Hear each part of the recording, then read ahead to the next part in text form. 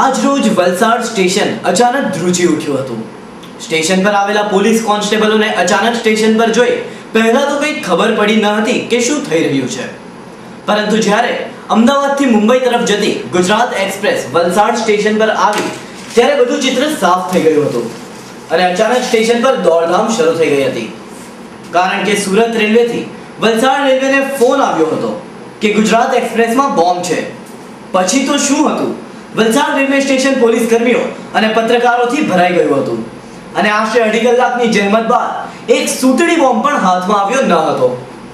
પ્રાપ્ત થતી વિગતો અનુસાર ગુજરાત એક્સપ્રેસના સુરતથી પસાર થયા બાદ સુરત રેલવે સ્ટેશને એક અજ્ઞાત ફોન આવ્યો હતો કે ગુજરાત એક્સપ્રેસમાં બોમ્બ મુકાયો છે અને પછી તો સુરત રેલવે દોડતી થઈ ગઈ હતી અને તેમણે નવસારી રેલવે સ્ટેશને તુરંત ફોન કર્યો હતો, પરંતુ ટ્રેન નવસારીથી નીકળી ગઈ હતી અને ત્યારબાદ ટ્રેનને વલસાડ રેલવે સ્ટેશનના પ્લેટફોર્મ નંબર 3 ઉપર અટક કરવામાં આવી અને ટ્રેનમાં બેસેલા બધા જ મુસાફરોને ટ્રેનમાંથી નીચે ઉતારી આશરે અઢી કલાક સુધી ટ્રેનને વલસાડ સ્ટેશને રોકવામાં આવી હતી અને ત્યારબાદ બોમ્બ સ્ક્વોડને બોલાવી આખી ટ્રેનની સઘન ચકાસણી કર્યા બાદ મુસાફરોને ટ્રેનમાં બેસવાનો આદેશ આપી ટ્રેનને વલસાડ સ્ટેશનેથી આગળ મોકલવામાં આવી હતી અને ટ્રેનમાંથી કોઈ પણ બોમ્બ જેવી વસ્તુ મળી ન હતી, જેથી આ એક અફવા સાબિત થઈ હતી।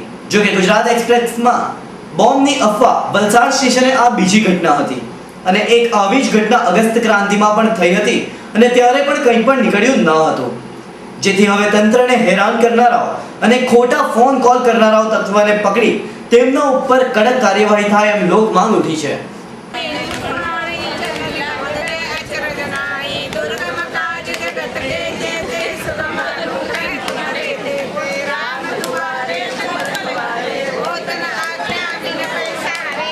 કુંદનબેન અમદાવાદ, અહીંયા વલસાડમાં જ પડ્યું। ના કંઈ નહીં, બધું સારું છે।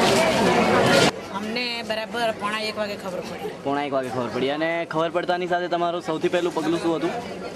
સૌથી પહેલું અમારી સાથે નાની બેબી હતી। હા, પહેલાં બેબીને અમે ઉઠાડી હા, અને બેબીને કીધું કે જલ્દી ઉઠ, હા, કે કેમ તો કે આપણે નીચે ઉતરવું છે, એને ગભરાટ ન થાય, હા, હા, એ માટે મેં એને શાંતિથી જવાબ આપ્યો। અચ્છા, તમારી સાથે આખા પરિવારમાં તમે કેટલા જણા છો આજે?